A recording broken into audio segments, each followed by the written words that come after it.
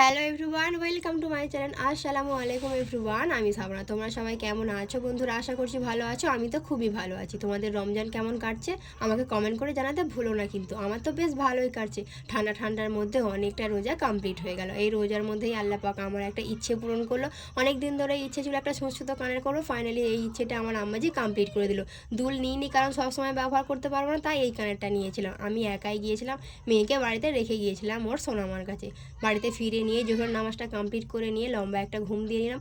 বিকালবেলা ঘুম থেকে উঠে নিয়েই আমি কাজটা শুরু করে দিয়েছি ইফতার কাটার জন্য।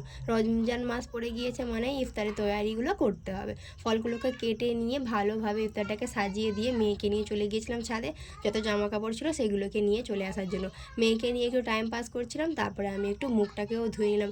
মেয়েকে একটু বুঝিয়ে বলছিলাম যে রমজান মাসের ইফতারটা সামনে নিয়ে দোয়া করতে হয়। সেই মতো মেয়ে চুপচাপ আমার কথাগুলো শুনছিল, তাই মেয়েকে নিয়ে বসে বসে আল্লাহ পাকের কাছে সব মনের ইচ্ছেগুলো বলে দোয়া চাইয়ে নিচ্ছিলাম। তোমরাও সবাই রমজান মাসে দোয়া করবে, আল্লাহ পাক সবার দোয়া কবুল করে নেবে। সবাই ভালো থেকো, সকলকে খোদা হাফেজ, বাই বাই।